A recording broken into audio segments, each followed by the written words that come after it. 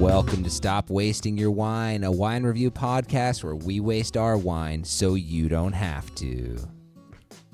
On this episode, we review a red wine from Italy. Aaron, did you drink a box of wine before? Sorry, guys, I haven't done my advent calendar of the day by myself today yet. I haven't done it. You have, over the period of the last couple weeks, drank a literal box of wine. By the way, that's been so fun. If you haven't seen this, go check this out on the Instagrams. Yeah, you're doing a great job with that. You are. Actually, by the time this episode airs, I am going to be 17 glasses in. No thanks to you two. Yeah, sorry, we really bait and switched you on that one. Yeah, you were just doing such a good job. I felt like I didn't need to step in. No notes. It's perfect every episode. So you just keep doing you, big dog. You know, I'm having a lot of fun. I have run out of Christmas attire officially. I'm now just mixing and matching and hoping people don't notice. But, you know, I got to say, it's been fun. There's been some really good ones in there. And there's been some other ones. Yeah, I'm actually surprised they're not all other ones. Yeah. I'd expect more other ones. You know what? It's a brand thing. Like, there's been a couple brands that have been consistently relatively fine. And then, but it's so far, it's been the same 3 or 4 brands over and over again. And one particularly has not been great. Oh, I like how you're not putting them on blast right now, though. Because you can go watch the reviews and probably tell which ones aren't rubbing you the right way. But yeah, okay. And look, I like the concept. It is, 24 glasses of wine in little plastic bottles, and they're all a full glass. Like, you're not going to get really great stuff in there unless you want to spend a ridiculous amount of money on a advent calendar. So, it's just like, you're going to get what you get. You don't get upset. And I'm not upset. I'm having a lot of fun. No, good. It looks now, like you a lot did the of last fun. one just wearing a Christmas tie. I told my wife, I'm like, people really like the sleeveless Christmas sweater. I'm just like, I might just be just in a Christmas hat at one point. She accused me of selling my body for the pod. So I might have to back down a little bit. You got to do what you got to do at the end of the day for the pod, right? Hashtag for the pod. That content. That's right. I want How are you? One to be just a tie and a Christmas stocking, but you get to decide where that goes. Thanks, Joe. Thank you for letting me decide. As I'm doing this by myself, I will make all executive decisions. It is great to see you two, though. It's been, for the listener at home, we actually haven't. We had to record 3 episodes in quick succession 3 weeks ago because Joel is a globetrotter with his job. So he's just been all over the place. So happy to be home. Yeah, no, it's nice to be back in the actual studio here in the Orlando branch of the Stop Wasting Your Wine headquarters. Yeah, really nice. And I think we have a good one here too. I'm excited. For the people listening at home. I am too. So I don't even think that we addressed this. Thank you, listener. We got right into just fun. The banter, just addressing the elephant in the room. Exactly. The advent calendar elephant in the room. Yeah. As always, thank you so much for coming back to listen and to hang out with us. We're so glad that you are here. Today, we are, as always, going to be trying a new wine together. We are going to be playing Spellmolier 2.0. Yeah. What is this? I got new rules, and I'll explain it when we get there. But I'm excited. I can see the excitement on Colin's face right now. He is so stoked. God. Yeah. Listen, as long as it's I'm not excited. only Italian words, I might do better. Less Italian. Italian Spellmolier was an experiment, and it ended. So we're going to try something new today. Yeah. I thought it was great. I'm glad to hear that. It was fun. Yeah. Well, that's because you won, as you do every episode. It doesn't help. It doesn't hurt. Yeah. And of course, we're going to take some time to learn about Montepulciano, which I believe this is the first Montepulciano that we've tried. On this It is. show. Yes, indeed. Yeah. So speaking of, Aaron, I know you said that we were drinking a red wine from Italy. Tell us a little bit more about this one. Yeah, so this is from Cantina Zaccagnini. It is a Montepulciano, like you said, which is the grape. It is a 2021 from the region of Abruzzo, DOC Montepulciano d'Abruzzo. It's a 13% ABV that we got from Total Wine for about $15, $14.99, I believe. That's so nice. Yeah. No. Nice that's awesome. price point there. Yeah. Okay. It's it's nearing our like bottom of what we've found to be like good cheap wine and cheap wine. That's space between. But this is definitely a value region. It's a value grape too. Not a lot of people know about it, but the region can produce some fantastic wines in a range of styles too. They're not, some can be young and simple, some can be a little more complex. So it'll be interesting to see, at $15, I'm sure we're not getting too far down the complexity line, but it'll be interesting to see how this one drinks. Yeah, no, absolutely. Looking forward to it, and as always, looking forward to trying a grape that we really haven't celebrated too much on the show. So that's always fun. Even if it's just kind of an intro. So great choice, Aaron. And why did you choose this bottle today? So I have a couple reasons. This is actually one that I wanted to try with you guys a few months ago, but when I looked it up, it was not available in Orlando at the time, and so I've kept checking. This is actually a bottle that my wife's friend Rachel, shout out to Rachel, brought over a little while back, and it's like her go-to when she goes over to a friend's place. Like, this is the bottle she grabs, and we really enjoyed it, so I thought I'd put it to the test with you all. And, also last time we were on, we talked about the Ruffino. We kind of named that we want to branch out into more Italian regions, that we've done a bunch of French regions. And then we had that kind of like, if I could only choose one, French wine or Italian wine debate. And we had said we want to explore more Italian. So this seemed like the right time to, like, get out of Chianti and, get out of Tuscany and try something new. So let's try this out. Love it. Love it. Hey, by the way, Rachel, how does she feel about Rach? Does she like to go by Rach? I feel like before Friends, Rach wasn't a thing, and then it became a thing, and I wonder how that impacts the Rachels of the world. I will tag her in this episode, and if we get no other information, hopefully we'll walk away with that. Just curious. We're here to ask the tough questions, and I didn't want to let that opportunity go by us. Okay. That's a smart move. Thank you very much. All right. Well, like you said, let's go ahead and give it a shot. Oh, yeah. We get to try it now early on. Yeah. We don't have to wait. You may notice my bottle looks a little bit different than yours. You mentioned that it was hard to get in Orlando. And that's why you didn't do it a little while ago. Yeah. Colin got the last bottle. I think Colin either got the last bottle, or if they get really low, maybe you can't get it delivered. So, yeah, thank you, Colin, for letting me come by. Well, I got nervous. I texted you guys like 2 days ago being like, hey, make sure you grab it. It says, and then when I checked today, it popped up in Orlando, said they were sold out. So I know. Well, oh, wow. I hope this leaves me wanting to go find another bottle. It's flying off the shelves. Yeah, I guess so. That's a good sign. That's a good sign. Well, we got it open. Let's go ahead and get our first impressions here.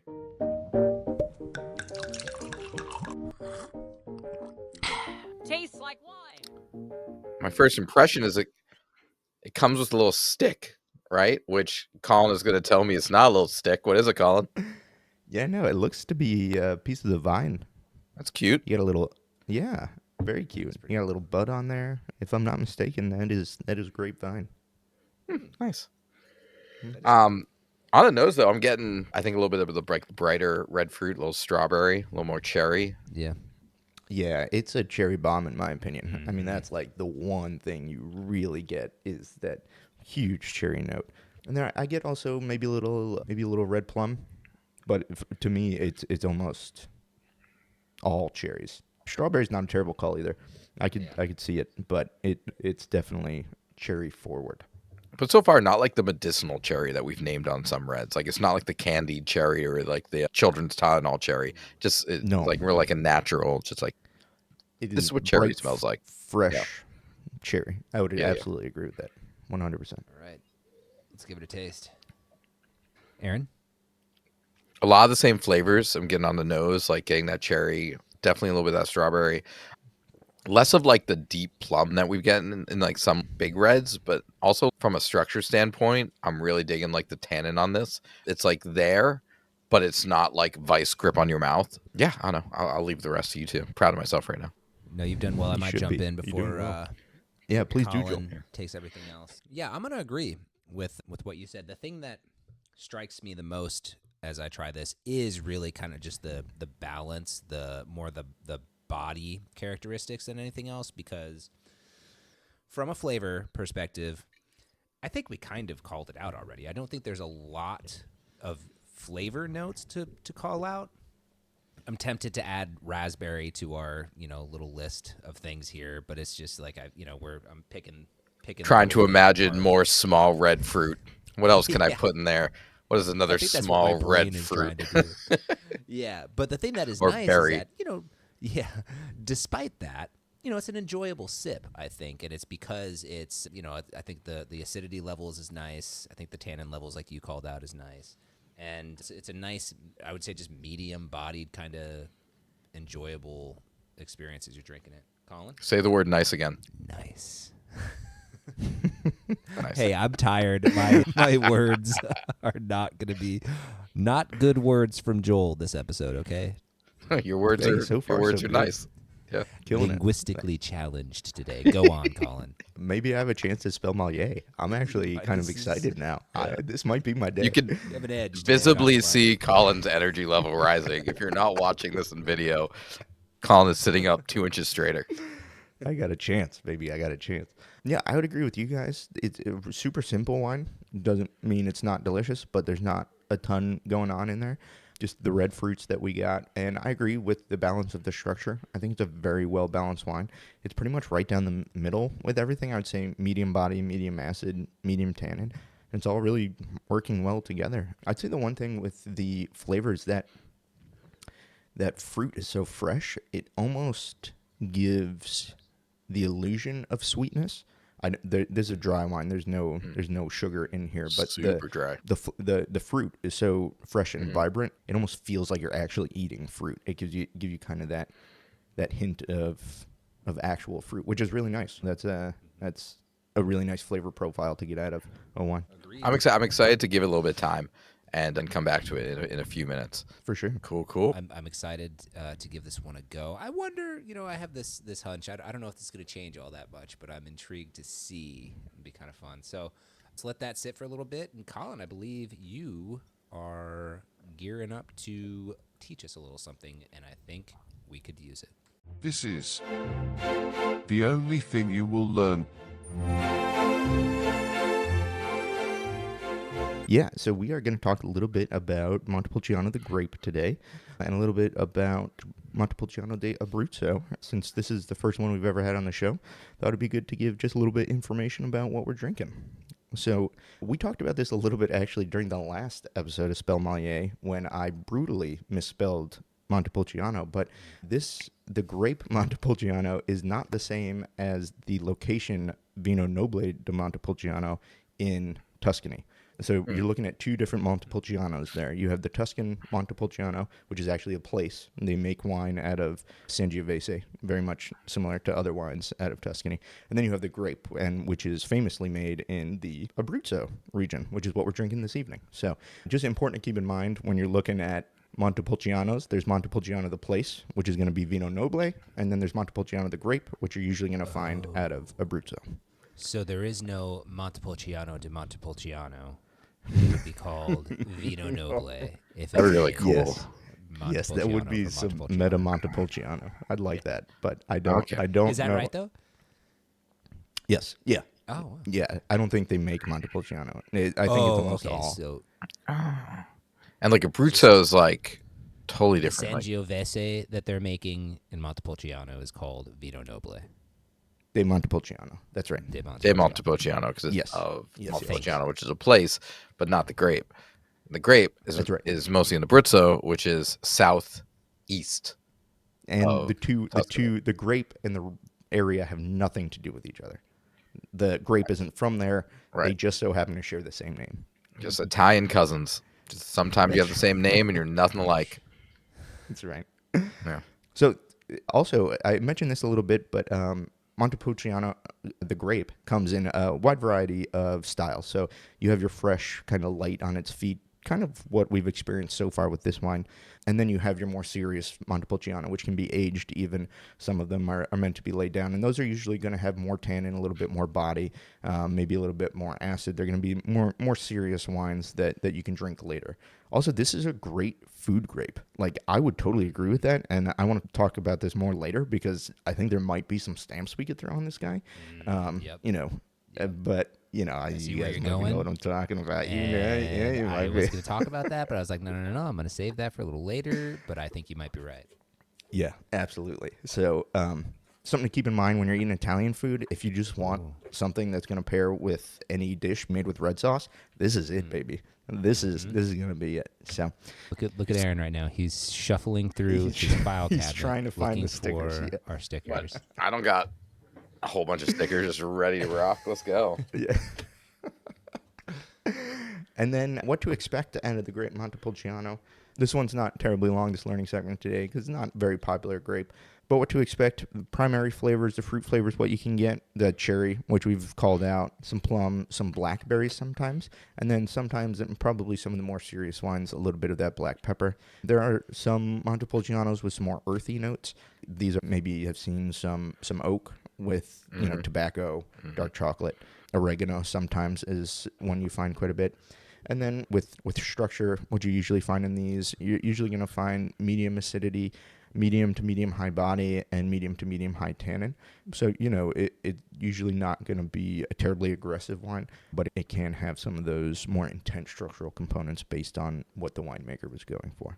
And that is what you need to know about Montepulciano. I love this. I mean, I think this is exactly what we were talking about a couple weeks ago when we were saying, like, we need to get into more regions because we've been doing so much in like Tuscany and Chianti and Chianti Classico. Like, we have this whole other region. I feel like we've unlocked a new level, and now we have like Montepulciano, and I'm looking at it on a map, and I'm like, okay, I now know where this is, and I'm excited. Awesome. All right. Well, thanks, Colin. Always good to learn a little something. But I have been wondering what the heck Spellmolier 2.0 is since I saw it here. So let's go ahead and dive in. Aaron, what the heck are we doing? All right. So, as everyone who's been listening knows, Spellmolier is my favorite game because I just get to mispronounce words and you two knuckleheads have to spell. So, the way that we've done it in the past is one of you have gone first. You get a chance to spell. I let you, struggle through the whole thing. I tell you right or wrong. And if you got it wrong, the other person gets to steal. This time, we are going to go in more of a rapid fire format. So, you are going to spell. And as soon as you get something wrong, I'm going to stop you and send it to the other person. They will spell. And as soon as they get something wrong, I will stop them and send it back to the other person. And we will ping pong back and forth very, very fast until one of you either get it right or it becomes so painful that both of you forfeit the point on that round.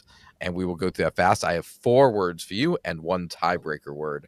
So there will be no tie at the end of this Spellmolier. Clarifying question. Yes. When it bounces to the other person, do they have to start the word from the beginning? Yes. Or continue on? Okay. No, they have to start from the beginning, so pay very close attention because I'm going to stop them when they get something wrong. So that should give you a big hint as to what to fix. Yes. Are you gentlemen ready? Let's do it. All right, and as a quick reminder to the listener at home, I am notoriously bad at pronouncing words, especially words from different languages, and that is part of the challenge. So don't come at me with me pronouncing it wrong. I know. They don't need a reminder. Yeah, everyone knows. It's well. All right, to find out. Let's see really, really quickly. Joel, which building is taller, the Empire State Building or the Chrysler Building? The Empire State Building. That's correct. Would you like to go first or second? I would like to go second. I'd like to defer. Look at this. This is already getting fun. All right, Colin. Not fun. Your first word is chaptalization. Haven't we done this one already? Maybe, but who knows? It's spelling. Do you remember? If I needed one time to spell a word, I'd be great. Not saying I can spell it. Okay. CHAPTILION.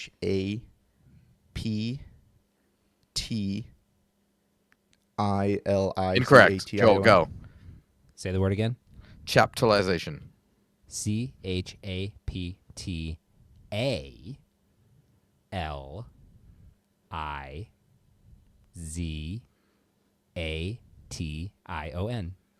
That's correct.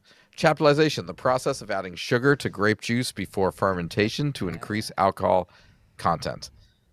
All right. Joel, the word is Mourvedre. Mourvedre. M. E. Incorrect. Colin. Okay. Mourvedre. Mouvdre. Incorrect. Mourvedre. Joel. Mourvedre. M-O-U-V. Incorrect. Colin. What? Mouev. Incorrect. Joel. What? M-O-U. I'm going to pronounce it incorrectly again. Mourvedre. Oh, that's right. M-O-U-R.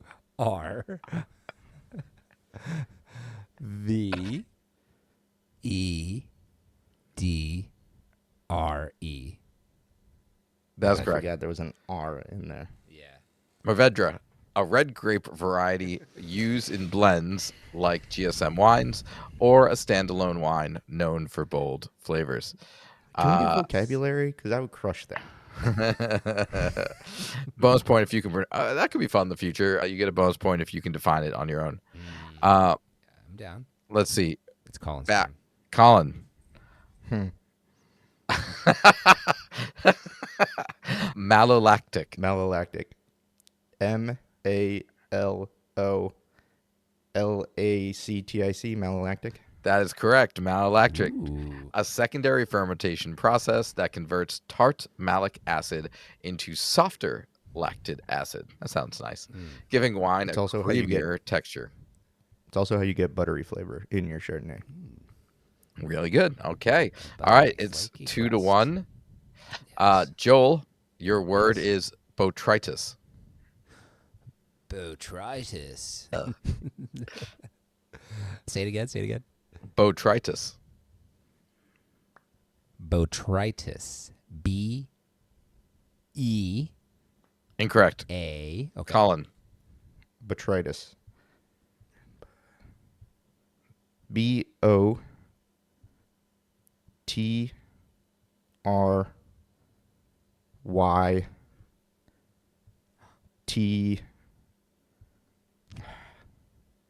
B-O-T-R-Y-T-U-S?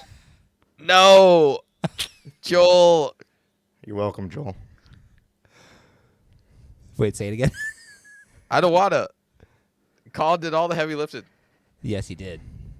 Botrytis. B-O-T. I'm just so fucking stupid. R-Y-T.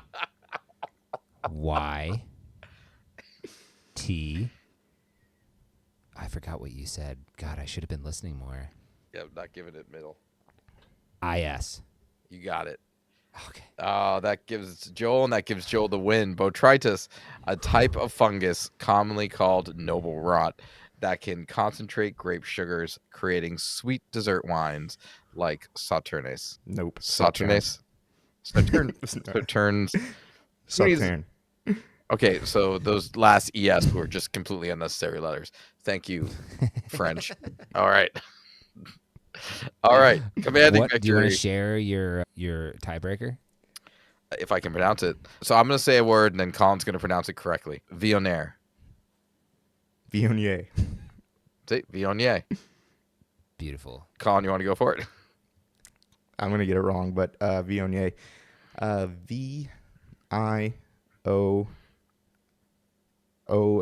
V-I-O-O-N-G. Incorrect. I-E-R, Viognier. Yeah. Viognier. V-I-O-N. Nope. Oh. Colin got it, but he flipped his G and his N. G comes before the N. Mm. Viognier. Okay. All right. Commanding victory by Joel on that one. 3-1. Thank you. Well done. We're I gonna think that was a find a little new game. spicier, going super fast. I think this game's a lot of fun. I don't know. What do you think, That Joel? game, no, Yeah. that game just makes me look dumb. Welcome to my entire existence Oh. on this podcast, Colin. Yeah. This well, podcast makes me look dumb. That's not true. Aaron, you've No. become so much more wine educated over time. Colin, maybe you'll become a better speller. Nope. All right, next. Next time we play this game, you can get a point for giving the definition before I give it. How about that? Whoa, now. I mean, I feel like we need to all agree on these rule changes. No. No, that's cool. Why? You can't spell, and he doesn't know. That would spice it up. Yeah, that's true. Yeah. He probably knows the definition as many words that you know how to spell. That's that fair. might be true. Might be true. That might be. Yeah, I'll give that to you. All right, love it. Hey, super fun. Spellmolier 2.0. That's the way that we're gonna do it moving forward. I dig it. Good changes. Good changes. All right, guys, you want to give this thing another try? See if there's anything else we want to call out, and then we'll go ahead and dive into our review. I just took another sip, another smell. A lot of the smells are the same to me. I'm not getting a lot more in there. I do want to say I think the body of the wine and the tannins of the wine have come out a little bit more. So I know the first time I sipped it, I said the tannins were there, and my mouth wasn't like in a vice. My mouth is now in a vice. Like this is the tannins have gotten a lot higher, at least in my experience right now. And it feels very full. I think it's got a pretty nice structure to it. Yeah, no, the structure's nice. The structure's nice. Yeah, go ahead, Colin. Yeah. I was going to say, I don't know if I agree that the tannins are that high, though. I might give you medium plus, because if you focus on the tannin, they make a lot more difference than if you just take a sip. I'm definitely focusing on the tannin when I'm like looking for it at this point. Yeah, no, for sure, absolutely. So yeah, I don't disagree. They can be a little intense when you focus on them, but that's a pretty cool experience too. If you're not thinking about the tannin, they don't really play. Sometimes it's the one thing you notice, but yeah, in this one they're pretty well blended. But when you do take a second to think about it, they are a little intense. So medium plus, sure, yeah, for sure. Yeah, it's definitely no way distracting or unbalanced. Yeah. No, but I would agree. Not too much more on the flavor notes. Super simple. Just those red fruits, and that's really the long and short of it.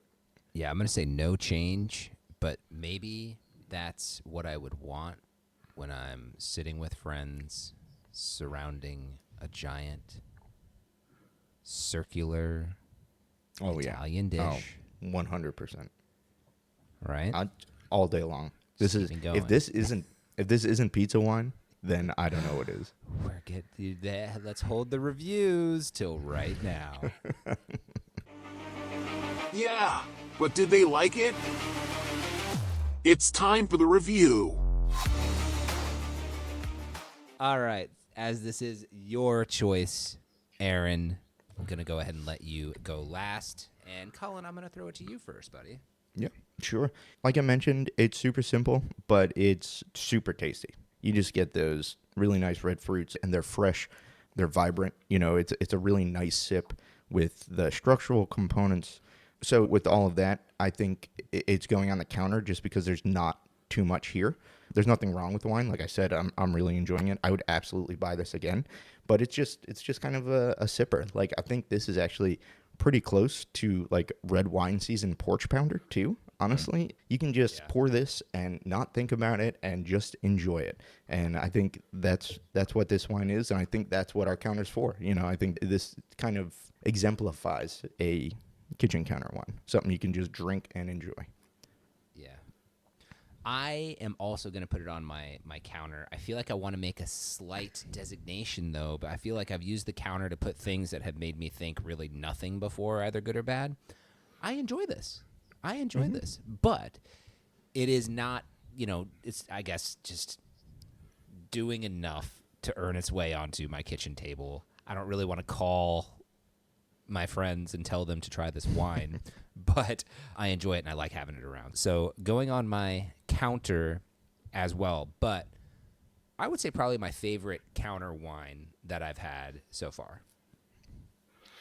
Yeah, I'm right there with you guys from the sense of what I'm thinking about when thinking about my counter. Like when I'm thinking about a wine that I just kind of want to drink when I'm around the house because I like it, like I'm just hanging out and I want to grab a bottle of wine, this is something I'm going to. And especially at like $15, this is a bottle that I want to have a bottle of this in my house at all times because it's just an easy one to go to. I think my struggle at the very beginning was like, I thought it was good enough that I would want to share people. Like I understand why Rachel grabs this bottle whenever she's like just going to a friend's place to hang out, because this is just a tasty red wine that like most people are going to like. 100%. So like if you're not 100%. going to a fancy dinner, like if you're not bringing the bottle, like it's not a housewarming bottle, like I wouldn't give this to be like this is going to be the discussion at the table. But if you're popping over to a friend's place and you don't want to go over empty handed and you don't want to buy a 6-pack of Bud Light, like this is a bottle of wine that you can grab. It's going to be well received, and it's only going to set you back $15. So same as you guys, kitchen counter wine, but with the caveat that it's there because I am looking forward to taking it off the counter to drink it. Yeah. Totally. Bring one fancy bottle to your housewarming and like 6 of these for after. Right. you've had the fancy bottle. Totally. Exactly. Yeah.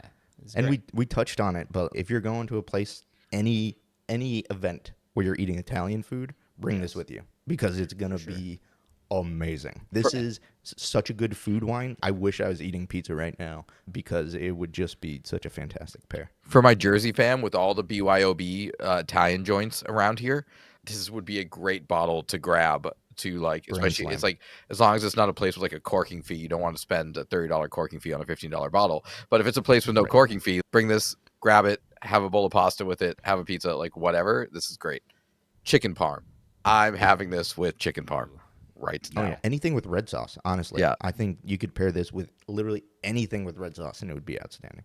Can we so hungry officially right go now. ahead? We've been toying with it this whole time. Let's go ahead and officially put that pizza wine stamp Pizza wine, 100%. on this bottle of wine. It's just, I mean, Coveted. it doesn't get much more Coveted pizza pizza wine than this wine.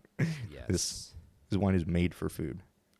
So good. The Cantina Zaccagnini Montepulciano di Abruzzo is one that we have officially given the pizza wine stamp Coveted. of approval. Coveted pizza wine. Yeah, no, I would agree. I would Sought agree. after.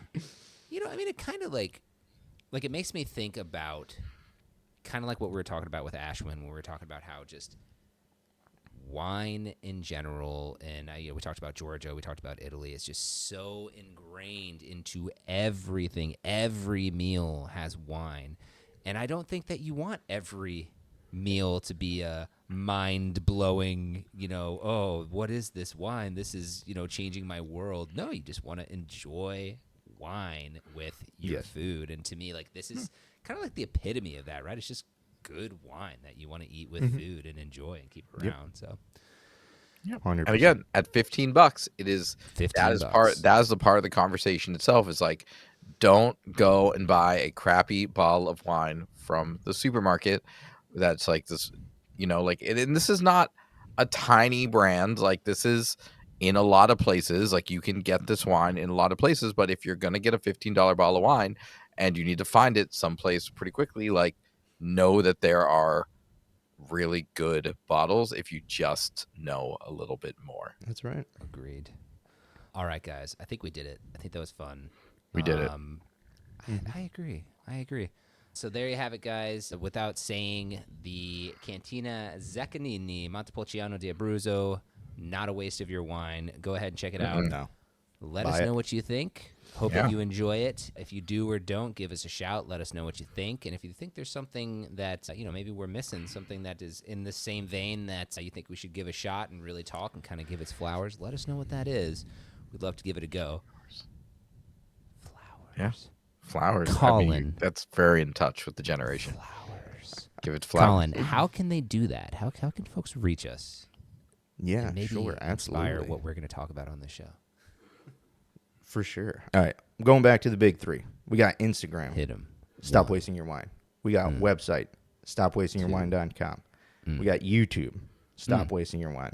Pretty much any social media platform. Also, that's Stop not Wasting Twitter. Wine. We're on there. Stop Wasting Your Wine. we're on. If you Google search Stop Wasting Your Wine, we're literally number All 1 of through them. 15. Yeah. You see so much of us on Google. On Google. Yeah. You can find us on TikTok. You can find us on Blue Sky. You can find us on Threads. Yeah, Just not absolutely. X, because Yuck. But send us a message, and we'd love to interact. Your feedback is always appreciated. If you could leave us a review on whatever platform you're listening to this, we would very much appreciate it. yeah. And Rachel, thanks for the recommendation. Hey, Rachel, thank yeah. you. Good call. Great rec. Good call. call. Keep them coming.